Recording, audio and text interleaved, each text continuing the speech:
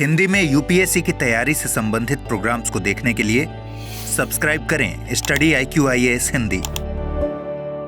Hello students, उच्चतम न्यायालय ने कल एक बहुत ही महत्वपूर्ण फैसला दिया है जो कि हर वर्किंग वुमेन के लिए एक गेम चेंजर साबित होगा।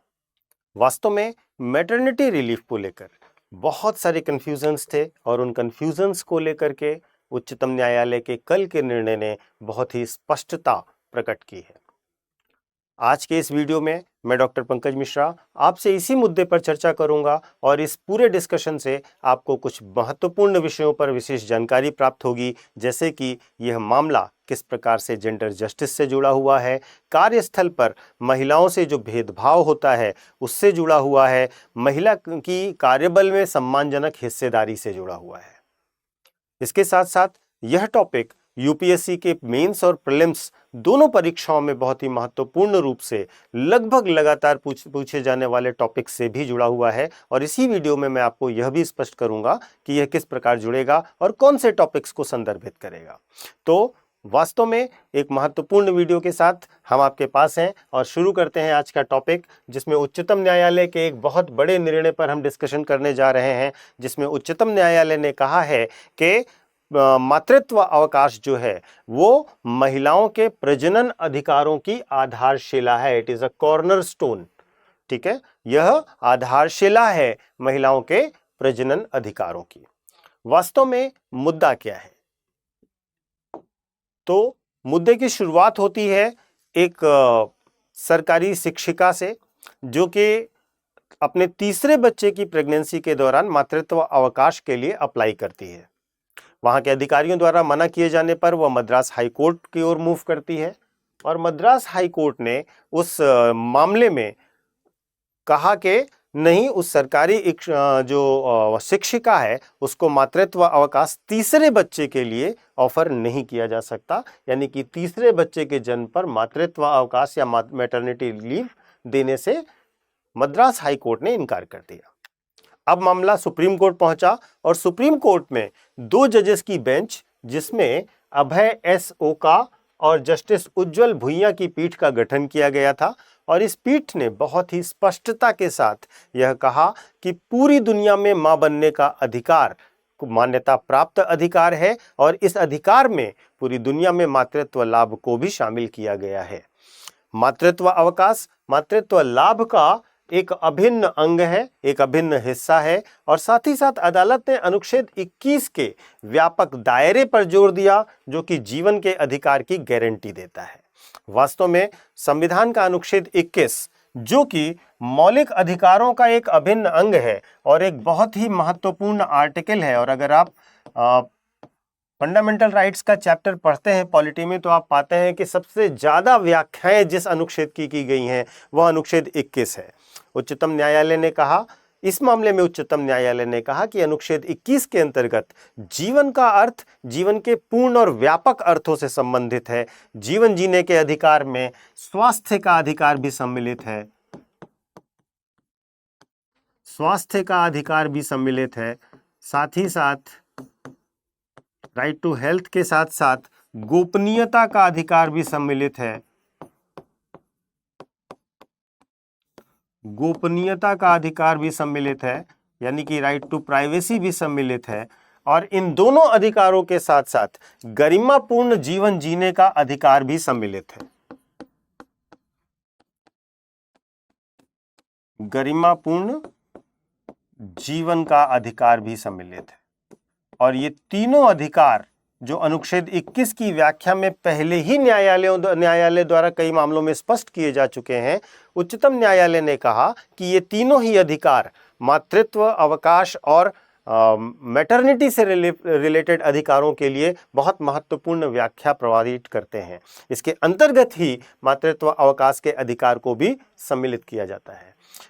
अदालत ने इस मामले में संविधान के अनुच्छेद 42 को भी जिक्र किया, आर्टिकल 42 को भी कोट किया और आर्टिकल 42 जो कि हमारे संविधान में डीपीएसपी में दिया गया है, राज्य के नीति निदेशक सिद्धांतों के अंतर्गत दिया गया है, जो ये कहता है कि कार्य की न्यायपूर्ण और मानवोचित दशाएं उपलब्ध कराई जाएंगी और साथ ही साथ मातृत्व राहत का भी इस अनुच्छेद में प्रावधान किया गया है।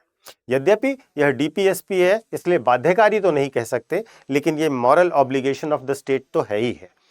सुप्रीम कोर्ट ने इसी मामले में कहा कि मैटरनिटी लीव यानी कि मातृत्व अवकाश महिलाओं का संवैधानिक अधिकार है और साथ ही साथ यह जो अधिकार आप मैटरनिटी लीव का दे रहे हैं यह कोई एक अच्छा और सुंदर सा नियम ही केवल नहीं है, यह केवल सामाजिक न्याय या समाज सुधार के लिए नहीं है, यह संविधान के द्वारा प्रदत्त अधिकार है महिलाओं का।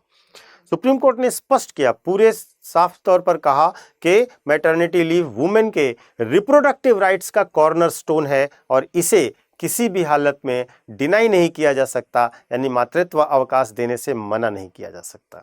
वास्तव में मुद्दा यह था, कंफ्यूजन सबसे ज्यादा यह था कि एक जो मातृत्व लाभ के संबंध में कानून है, मातृत्व लाभ संशोधन कानून 2017,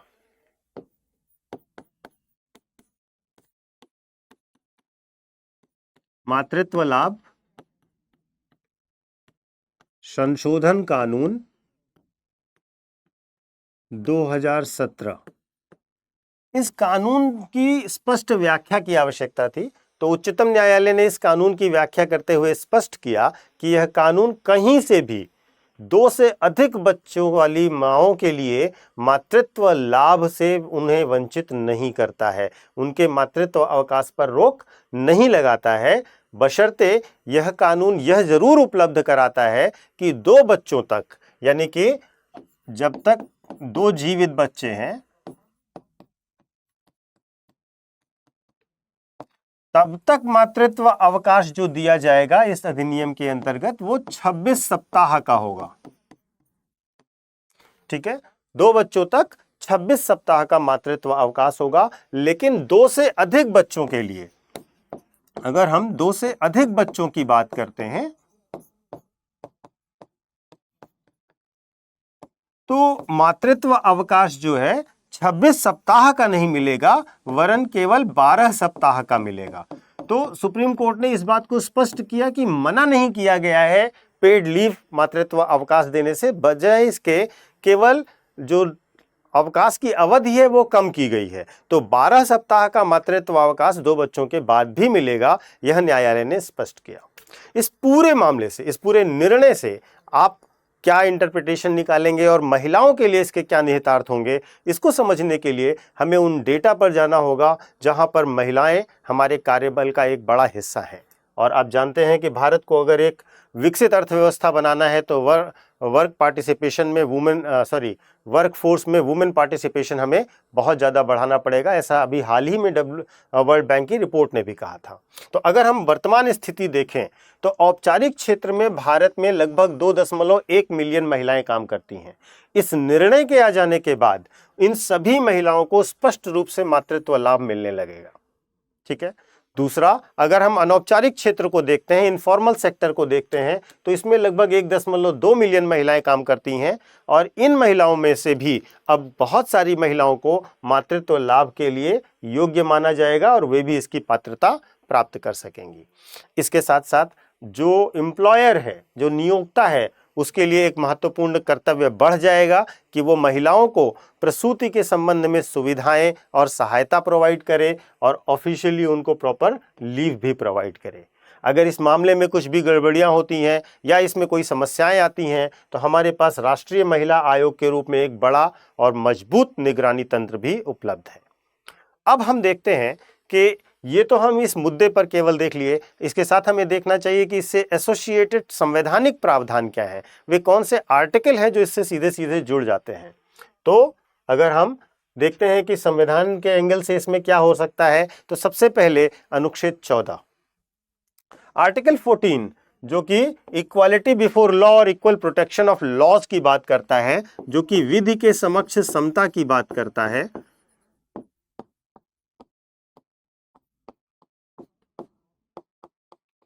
और यह मानता है कि सभी व्यक्ति चाहे पुरुष हो या महिला हो, सभी कानून के समक्ष समान हैं और असमान व्यवहार उनके साथ नहीं किया जा सकता है।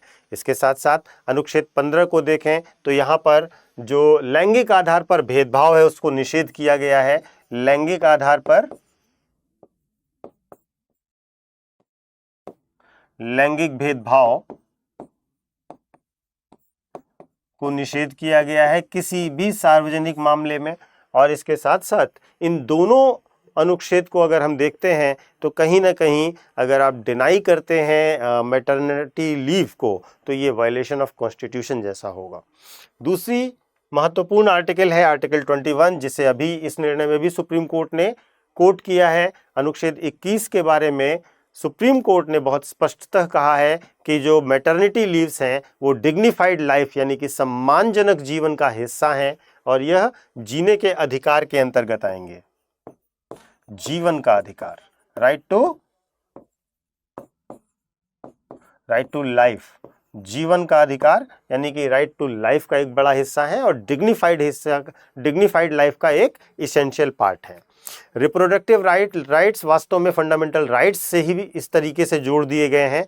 और वुमेन वास्तव में क्यों इसे जोड़ा गया, अगर हम इन सब की बात करें तो ये क्यों महत्वपूर्ण है, क्योंकि ये वास्तव में महिलाओं की हेल्थ और वेलबींग के लिए बहुत ही महत्वपूर्ण है। शरीर और रिप्रोडक्टिविटी ये दोनों महिला की स्वयं की चॉइस है, इसे आप नहीं छीन सकते। तो इस प्रकार से ये तीनों मामले जुड़ते हैं। अनुच्छेद 42 जो कि नीति निर्देशक सिद्धांतों में है, डीपीएसपी में है। और मैंने आपको बताया था कि डीपीएसपी का यह अनुच्छेद क्या कहता है, यह अनुच्छेद कहता है कि राज्य जो है कार्य की मानवोचित दशाएं उपलब्ध कराएगा और मातृत्व अवकाश या मातृत्व लाभ उपलब्ध कराएगा। स्टेट की ये ड्यूटी है कि ऐसी वर्किंग कंडीशंस उपलब्ध कराए, ये राज्य का कर्तव्य है। तो यहाँ पर यह महत्वपूर्ण हो जाता है कि ये डीपीएसपी का आर्टिकल यद्यपि कोर्ट द्वारा बाध्यकारी रूप से जो है लागू करवाया नहीं जा सकता, यानी कि ये कोर्ट जाकर के लागू नहीं करवाया जा सकता, लेकिन ये राज्य का कर्तव्य अवश्य है और राज्य का नैतिक कर्तव्य है कि राज्य इसे जितना जल्दी और जितना बेहतर ढंग से पूरा कर सकता हो अवश्य करे। अब इस मामले को लेकर के कौन से कानून हैं, कौन से नियम हैं, कौन से कानून हैं, कौन से संसद ने कानून बनाए हैं, उनके बारे में भी हमें जानना चाहिए। आपको याद रखना है 14, 15, 21 और 42 महिला संबंधी अधिकारों को लेकर संविधान में क्या प्रावधान है ये आपको स्पष्ट हो गए। अब देखिए 3 महत्वपूर्ण कानून हैं जो इससे सीधे जुड़ते हैं। पहला है मातृत्व लाभ अधिनियम 2017, ठीक है, जिसके बारे में हमने अभी बताया आपको कि सुप्रीम कोर्ट ने स्पष्ट किया है कि 2 बच्चों तक 26 सप्ताह का अवकाश है और उसके बाद 12 सप्ताह का अवकाश दिया जाएगा, लेकिन किसी को भी अवकाश देने से डिनाई नहीं किया जाएगा, मना नहीं किया जा सकता। दूसरा यौन उत्पीड़न रोकथाम और निषेध अधिनियम है 2013 का। इस अधिनियम के अंतर्गत यह स्पष्ट किया गया है कि मातृत्व अवकाश से जब इनकार किया जाए, ठीक है, अगर आपकी कंपनी, आपकी संस्था मातृत्व अवकाश से इनकार करती है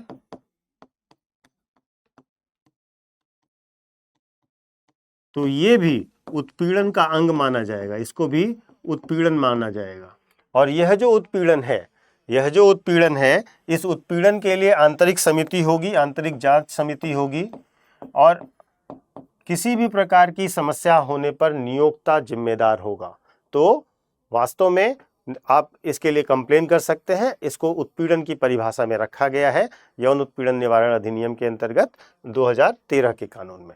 इसके साथ समान पारिश्रमिक अधिनियम है 1976 का। यह अधिनियम जो कहता है, यह अधिनियम वास्तव में समान कार्य के लिए समान वेतन की बात करता है। समान कार्य के लिए समान वेतन की बात करता है,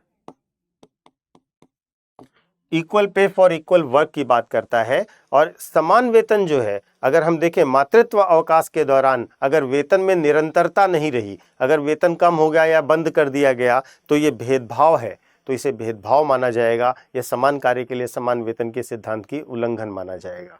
तो इस प्रकार से ये 3 महत्वपूर्ण कानून हैं जो इससे सीधे सीधे संबंधित हैं। अब एक और मुद्दा है कि ये टॉपिक यूपीएससी में आपसे कैसे जुड़ता है, यूपीएससी में आपके लिए कैसे महत्वपूर्ण होगा। तो अगर हम प्रीलिम्स के नज़र से देखें तो प्रीलिम्स से रिलेटेड क्या क्वेश्चंस बन सकते हैं। प्रीलिम्स में से रिलेटेड पूछा जा सकता है कि मैटरनिटी बेनिफिट्स यानी कि मातृत्व लाभ से संबंधित संवैधानिक प्रावधान क्या है, जो कि अभी आपने देखे। लेजिस्लेटिव एक्ट्स कौन से हैं, विधायी कानून कौन से हैं, वो भी आपने देखे, और उसका कवरेज एरिया क्या है वो भी आपने समझा। सुप्रीम कोर्ट के जजमेंट जो वुमेन राइट्स पर हैं उनके बारे में प्रश्न आ सकता है। तो आप प्रीलिम्स के कई सारे टॉपिक्स को इसमें कवर करते हैं। इसके साथ साथ अगर हम मेंस के नज़रिए से देखें, मेंस के नज़रिए से देखेंगे तो जीएस पेपर 2 जहां पर गवर्नेंस, कॉन्स्टिट्यूशनल, सोशल जस्टिस की बात आएगी, वहां पर ये टॉपिक तीनों से सीधा सीधा रिलेट करेगा।